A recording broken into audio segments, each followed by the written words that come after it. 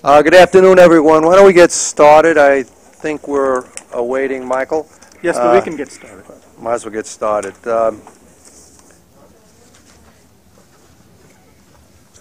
Do we have any public comments? None that I see. And no public speakers. Approval of the minutes of December 14th. There he is. Your timing is perfect. Right. Meetings, more meetings. More meetings. On the next item? Sorry. The next item, Mr. Chairman, is the committee work plan, which is here in your book for 2016. So, if you have any changes, I suppose you'll let me know. Okay, no changes on my end either. So the next item is the departmental goals update for 2016. Yes, and thanks, Naeem. There's a number of initiatives that we are currently working on, from the new training program starting up on March 3rd, to the paratransit program, to the Hudson Yards program, and the status is in the status column. And so all of them are ongoing, or they've been finished. Like the Hudson Yards mentor program has in fact been implemented, and we're moving on. Okay.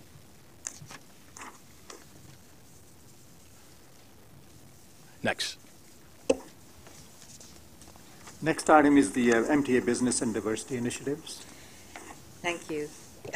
In accordance with the 2016 goals, in January, DDCR hosted the new firm orientation session, which attracted close to 70 firms at the event. These sessions include MTA all-agency procurement staff and an overview of the small business mentoring program. Also, in keeping with the 2016 goal for MWDB outreach in suburban counties within the MTA service region, DDCR is in the process of finalizing events in March to be held in Orange County and in Nassau County, which will be hosted at the Farmingdale State College, and you'll hear more about our events during the Small Business Development Training Program presentation.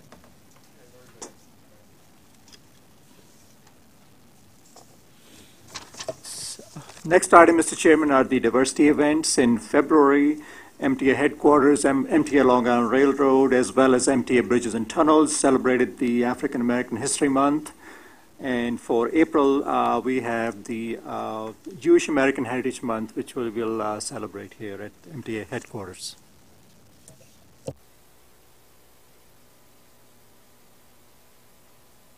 The next item is the certification report. So Mr. McCune is here to deliver his report. Certifications in 2015, we had applications received, 94 applications. And for our certification applications, new applications, we processed 107 applications. Of that, 59 were certified, 3 were denied, 29 returned, and 16 were ineligible. As far as a quick question. Is there any reason why there seems to be a decline in these numbers year to year? Well, in 2014, around November 2014, FTA created a new application. The new application is much more extensive, requires a lot more documentation. So what we've been doing is conducting monthly classes for our DBEs to educate them on the new application process and help them work their way through to increase the numbers. Okay, thank you. Okay. Can I ask a Please. follow-up? Is the new application more difficult than sister agency applications? In other words, It's the same. it's the same federal application, yes. everywhere. Yes. Are the other agencies seeing the same drop-off? They're seeing the same issues that we're having with educating the public on the new applications. A lot of applications are being returned because people are sending them incomplete and we can't process them. And when you do the recertification process, is that a different application form as well? It is a different form that they have to complete, but it's much quicker. They have to submit additional tax returns and an affidavit of no change. And once we get that information, then we can process the annual reviews. Okay, thank you. Okay. Contracts awarded to DBE firms from So we wanted to I mean, it's one thing tracking the number of firms who are certified. It's a different thing in tracking of those firms who are certified, who are getting contracts. And so we want to report on an ongoing basis as to the number of firms certified, but also what contracts that they are being awarded, both at the prime level and the sub-level. Question about that, sorry. In the olden days, there was a reciprocity amongst agencies. Is that still the case? Because some firms that might have been certified by us might be working for another agency with that same certification. So is there any way we can track any of that, or is that just hard to do? Well, what we have is the interstate certification process, meaning if you're certified with another state as a DBE, the certification process is much quicker. You just fill out send in all the appropriate documentation from your home state. We review that and determine whether we accept that certification, which is much quicker than going through the normal certification review process. Okay. When we talk about contracts awarded to DBE firms from 2009 to 2015, the number of DBE firms certified, 442. The number of firms certified from 2009 to 15 receiving federally funded prime and subcontracts is 111. Number of federally funded prime subcontracts for DBEs in that same time period is 397. Total contracts awarded to DBE firms from 2009 to 2015 on federally funded contracts total $741,220,930. There are also 133 firms certified as DBEs during 2009 with dual MWBE certification that received contracts on New York State contracts totaling $310,866,220, representing 574 prime subcontracts award, and the grand total is over $1 billion. Yes. That's a huge improvement over the prior 5 years. It's really striking.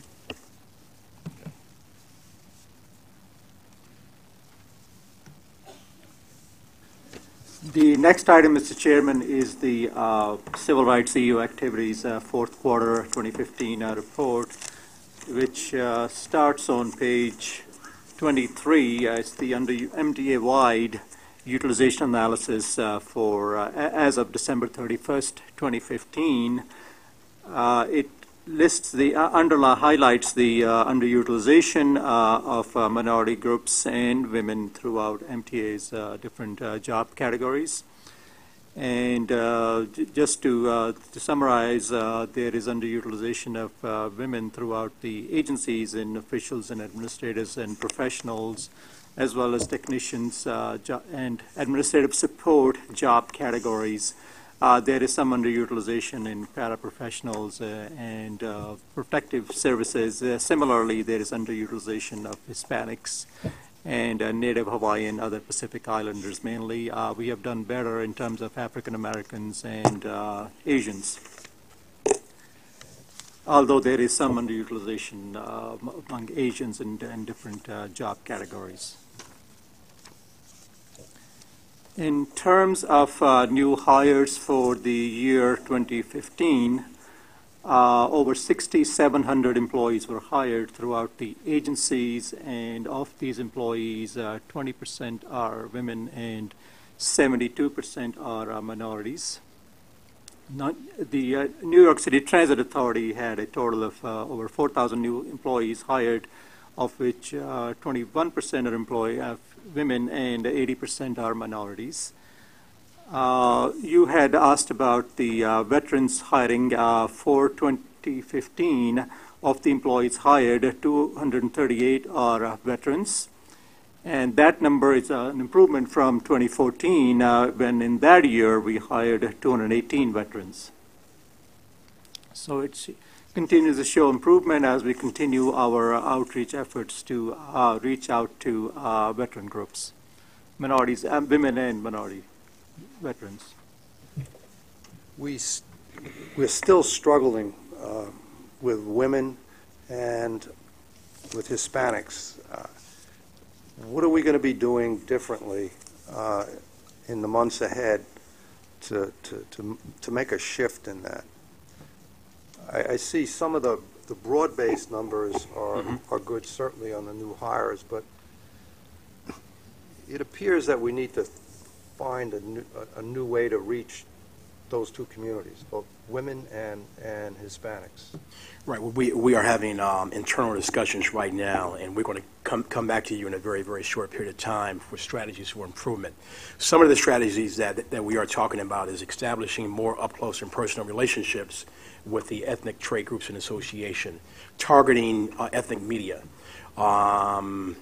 Basically, also working together with the EEO staff and the HR staff to make sure that we are moving as one. Secondly, having a all-agency recruitment budget. So when we have areas in which are underutilized, we can then target and focus with funding to basically do a better job of outreach and a better job of a recruitment. So those are some of the recommendations that we are going to be coming back to you in a very, very, very short period of time. Okay. And we also have complaints starting on page 29. This lists the complaints handled MTA-wide, both externally and internally. Externally, that means complaints which are filed with the anti-discrimination agencies by employees and applicants for employment with city, state, and federal agencies. And complaints handled internally with the EEO offices for the agencies and headquarters. So for the entire year of 2015, we have about 528 complaints, citing 955 separate allegations. One complaint can have more than one allegation. 240 of these were filed externally, and 288 were filed internally.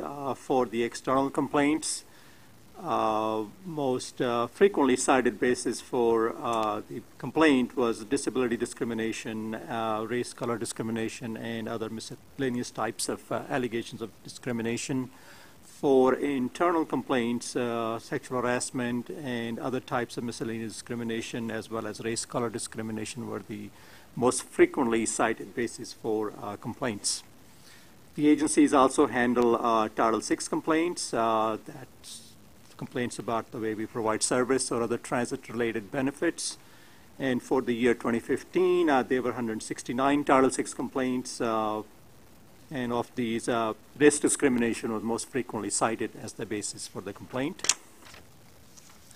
And we also have provided you with the dispositions of the EEO and Title VI complaints. And for MTA headquarters, do you have any questions before I go to MTA headquarters? Okay. For MTA headquarters, we have the underutilization reported at different at MTA Police, as well as MTA headquarters, and the MTA headquarters workforce utilization is on page 34 of your book. And it states underutilization again of women in technicians and protective service groups, and for national Native Hawaiian and other Pacific Islanders in certain job titles. And it also gives a workforce utilization for MTA Police, which is on page 36 of your book.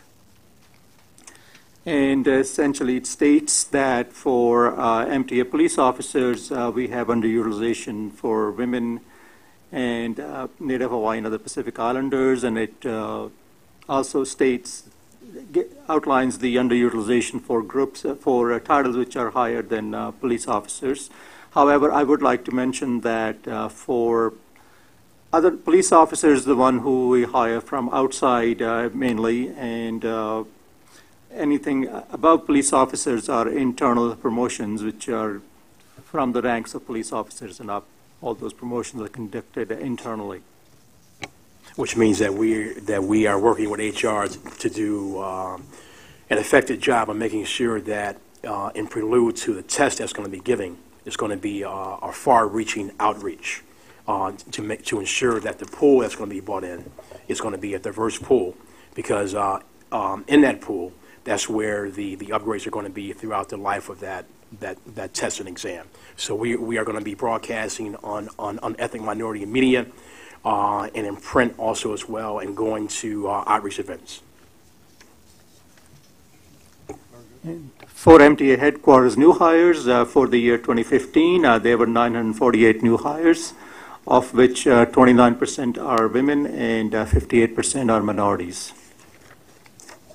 In terms of EEO and Title VI complaints, just for MTA headquarters, that's on page 38. Total of 21 cases, 16 external and 15 internal cases, and there was actually one Title VI complaint as well at MTA headquarters, and the following pages gives you a disposition of these complaints. Great, thanks, Naeem. George, update on the Small Business Development Program. Okay. Good afternoon. We're going to start on page 42. We got in the Small Business Mentoring Program, Tier 1, we got 135 firms that are currently in the program. The next page showed the total number of firms that are in all three programs. We got 208 firms in all three programs. The next slide shows firms that were pre-qualified during the period of September 2015 through February 2016 by ethnicity. We had 29 firms that were pre-qualified. The next slide shows firms that are pending pre-qualification. We got 43 firms currently in the pipeline. As you can see, 14 firms are blacks. We got 8 firms of Hispanic descent, and as you can see there, we're continuing to march and continue to generate new firms coming in the program. The next slide shows our total contracts that were awarded since the inception of the program up until 12/31/2015. We have 209 awards totaling $197 million. The next 3 slides shows contracts awarded in each of the program, Tier 1, Tier 2, and Tier 3 by ethnicity. In Tier 1, we had 109 109 million total awards. Tier 2, we had 24 million in awards. And the federal program, we had 64 million in awards. Page 50 show our loan program. We've had 68 loans approved, totaling 9.3, little over 9 million. The next slide shows our bond program, surety bonding, secured through the team of Willis, Ace, and Centaur for 10 firms, totaling single 24 million, in aggregate 46.5 million. The loans, are most of the people that go for the loans kind of pre-checked by the department, and is the success rate on the loans high for those that get it? So the loan program, as you understand, that there's still a national issue with access to capital for our emerging certified firms. So we've hired a bank, basically, that will look outside of the box in order to award a loan, because most banks don't like contractors, and they really hate small contractors. And so we are helping them to mitigate the exposure by almost ensuring a 2-party check until the loan is paid off by the 3rd or by the 4th invoice. So out of all of the loans that's been approved, we had one default where the owner died, and we have one currently speaking right now that we're trying to work out and mitigate. So we had a meeting last week with the bank, whereas the contractor wants to walk off of the job, and the contractor had $1 million loan. So I'm sorry, $100,000 loan. And so essentially, out of a 68 loans that we approved in this program, there's been 2 issues. But we make the bank whole? No. Basically, the bank understands that they are on the hook, but we do everything that we can to help them mitigate their exposure. And basically, the estate has a program that if a firm is a certified firm, the state comes in and they will pay off the loan. So the loan that went default because the owner died was paid off by the state? Yes, it was. Yes, it was. So it's almost like a loan guarantee program. But those that we recommend Mhm. for funding and support, in general, those are approved by the party that handles it for us, the... Yes, they are. So basically, all the firms in our program, as you know, they are pre-qualified. And so when they are the lowest responsible bidder, then basically we will refer the firm over to the bank, and the bank goes through their application process and scoring process. And so if a firm scores high, they get a loan. If they don't, the bank then tells us no, and we don't push the bank. Okay, so there are cases that... Yes. Yeah, okay, Right. thank you. Okay, continuing forward, page 52. These are some of our upcoming outreach events. Again, we're focusing on our marketing efforts to target a broader pool of emerging firms, including Blacks, Hispanic, and Asian group, as a way of bringing more diverse firms into the program.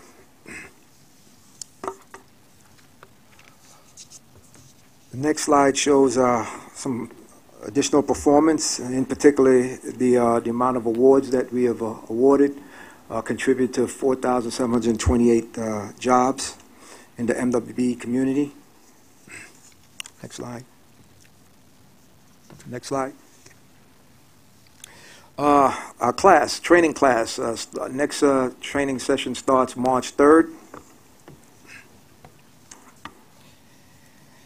And over the next 5 years, we anticipate 430 projects being awarded, totaling roughly $501 million. And as a result of those contracts, we anticipate 12,000 jobs will be created. The next step for us, obviously continuing our contractors recruitment, looking at the ethnic trade groups and association advertising our program in the ethnic group and media outlets. Also, we're having several RFPs for the following service that will be coming up. Our Scope A, Construction Management Services, Scope B, Business Development Services, which includes business plan services and back office support services, as well as the loan program. And that's it. Gwen? Page 60, please. MTA's DBE goal is 17% from October 2015 to December 2015, which is the first 3 months of the new reporting period. MTA awarded approximately $142 million in the federally funded portion of contracts. Of this amount, approximately $17 million, or 12%, was awarded to certified DBEs. During the same reporting period, MTA paid its prime contractors $455 million, with payments to certified DBEs totaling over $64 million, or 14%. Page 66, please. MTA's MWBE goal is 30%. From April 1st, 2015 to December 2015, MTA awarded approximately $2 billion in New York State funded contracts, with $177 million, or 10%, being awarded to certified MWBEs. From April 2015 to December 2015, MTA paid $998 million on prime contracts, with approximately $237 million, or 24%, to certified MWBEs.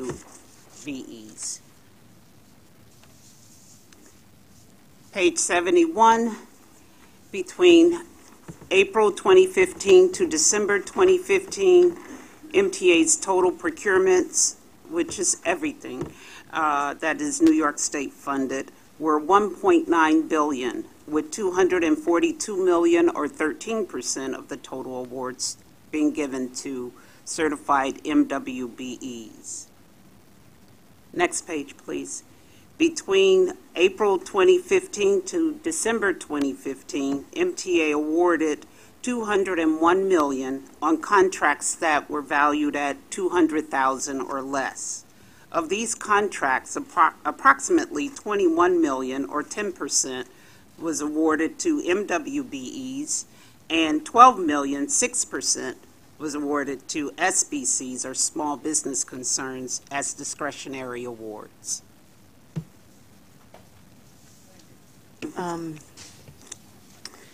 We have a ways to go this year. On the DBE results, we're only in the first quarter, the Yeah. first 3 months. And you think we're going to make it? Yeah, I think so. I think so, on the DBEs. Okay. Yeah. The goal is 17%. Last year, we achieved 20. Yeah. I think a driver of that program, as you understand and know, is a small business federal program in which we allow our DB firms the opportunity to bid directly to us as prime contractors on contracts up to $3 million. But as John indicated in the last meeting, that we got to do a better job of bringing in a more diverse pool, meaning Hispanic and Black and Asian firms into the program, and we're currently working on that right now, looking at the pre-qualification model, making sure that the standards are not excluding firms. And so we'll be coming back around with a very, very short period of time with a pilot program that we think is going to assess opportunity, but also going to mitigate risk.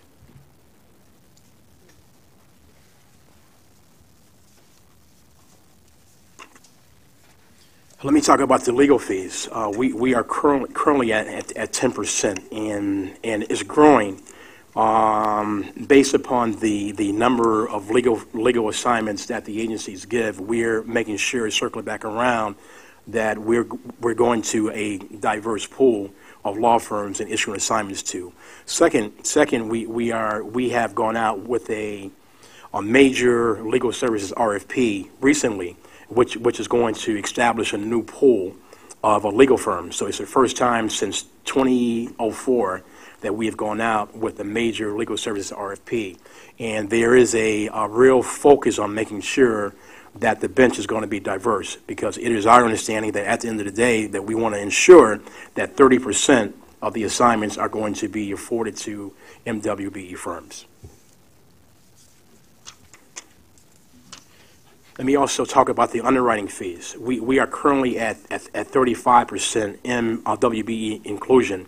The question that you asked last time was that why were the certified WBE firms getting such a small share, is because the current pool, the current bench that we have right now, there are a few certified firms on that bench. But we are also going out via a new RFP, and we're going to ensure that there's going to be a robust pool of underwriters in moving forward. Asset fund managers. I've had a conversation with Bob Ferran to see if we can essentially create a emerging manager program like the state controller has and the city controller has, and we're going to be having some internal conversations, and I will come back and report to you what those conversations have yielded at our next meeting in May. We want to make sure that that basically that the $6 billion in assets funds that we currently have right now, that a diverse pool of money managers are going to be managing those pension fund assets.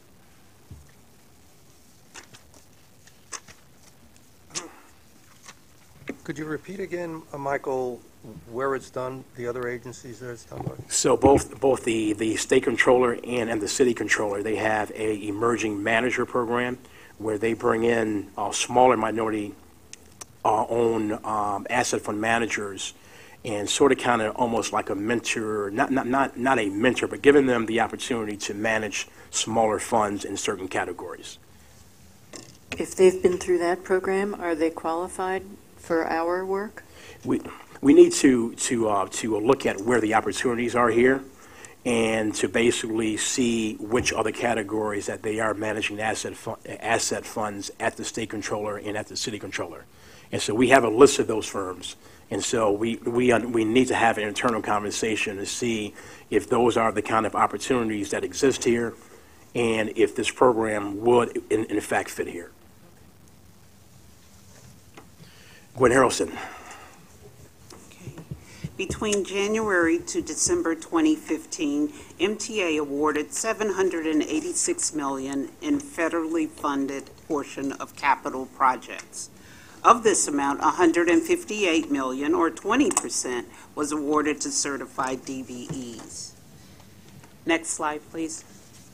During the same reporting period, or during 2015, MTA awarded $400 million in New York State-funded capital projects, with $83 million, or 21%, being awarded to MWBEs. 11% was MBEs, and 10% WBEs. Naeem. Mr. Chairman, the next item are the policy statements for MTA headquarters. These are the EEO policy, the sexual and other discriminatory harassment policy, and the Americans with Disabilities Act policy. These will be distributed to our recruitment sources. The EEO policies will be distributed to our recruitment sources, and we will be displaying these policies in prominent locations throughout the MTA facilities. This is something we do every year, so Yes. a reaffirmation of our commitment. Thank you. Anything else? Anything else at your end? That's it. That's it? Well, it's good to see everyone, and I guess a motion to adjourn? Thank you all. See you in May.